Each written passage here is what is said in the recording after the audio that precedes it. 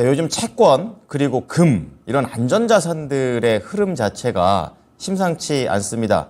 계속해서 좀 우려되는 포인트들이 좀 계속 나오고 있는데요. 자, 오늘 채권 시장에서 이런 것들을 어떻게 해석하고 계시는지 알아보겠습니다.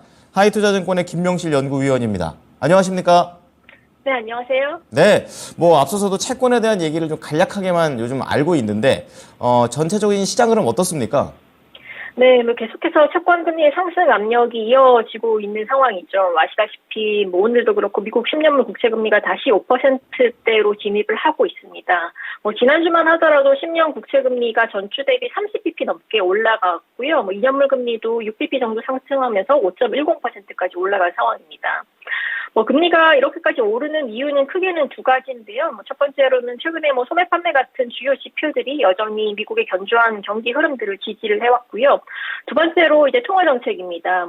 계속해서 이제 제롬 파월 연준 의장이 하이어 포 롱걸, 특히나 롱거에 대한 그런 기대감을 확산시키면서 장기 금리가 조금 빠른 속도로 올라가고 있는 상황입니다.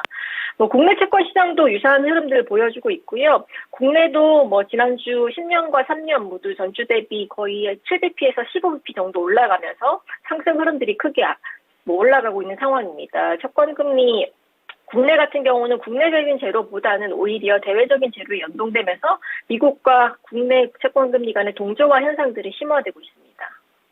네.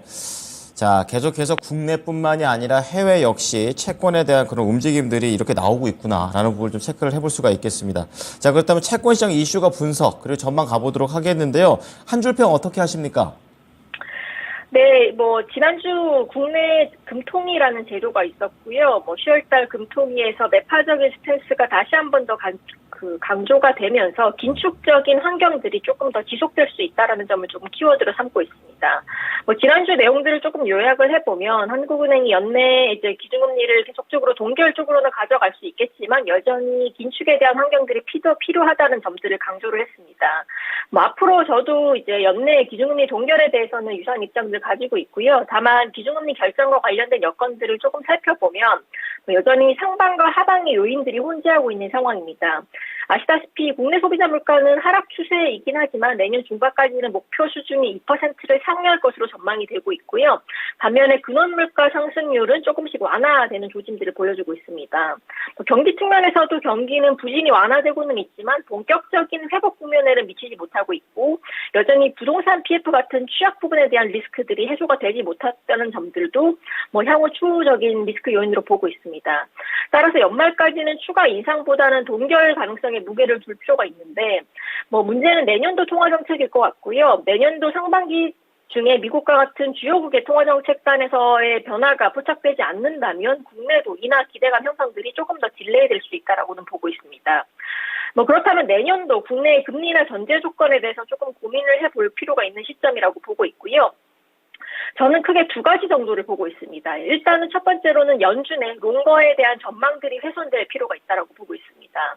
그동안 미국 경제가 견조한 성장세를 보였던 가장 첫 번째 이유는 미국의 소비 성장이었습니다. 다만 이제 초과 저축에 의해 주도되는 소비 성장이 장기적으로 지속 가능하기 조금 어렵다라는 점에서 앞으로 다가올 수 있는 초과 저축의 감소와 소비 지출의 둔화는 향후 미국 경제의 걸림돌로 작용할 수 있다고 보고 있습니다.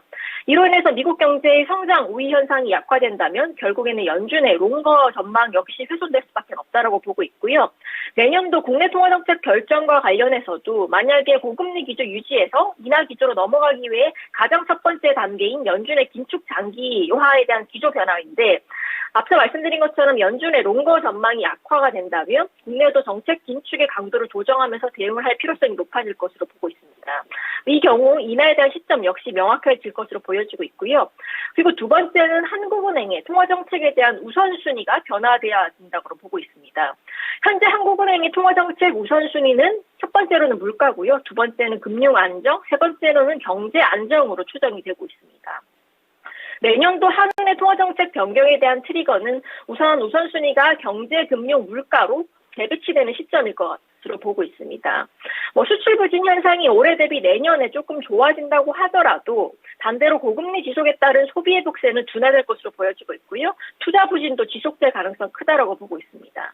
뭐 최근에 한국과 미국 금리 동조화로 금융 상황이 적어도 내년 초까지 상당히 긴축적일 가능성들이 높기 때문에 이러한 점들을 고려했을 때 부채의 질적인 측면에서도 개선에 대한 필요성 높아질 수밖에 없다라고 보고 있고요. 결국에 한국은행의 우선순위가 경제와 금융 쪽으로 쏠릴 경우 한국은행의 인하에 대한 명분들은 커질 수밖에 없다라고 보고 있습니다. 반대로 생각해보면 제가 앞서 말씀드린 두 가지 전제 조건이 형성되지 않는다면 뭐 적어도 그 전까지 한국은행의 금리나 단행은 조금 어렵지 않을까라고 보고 있고요.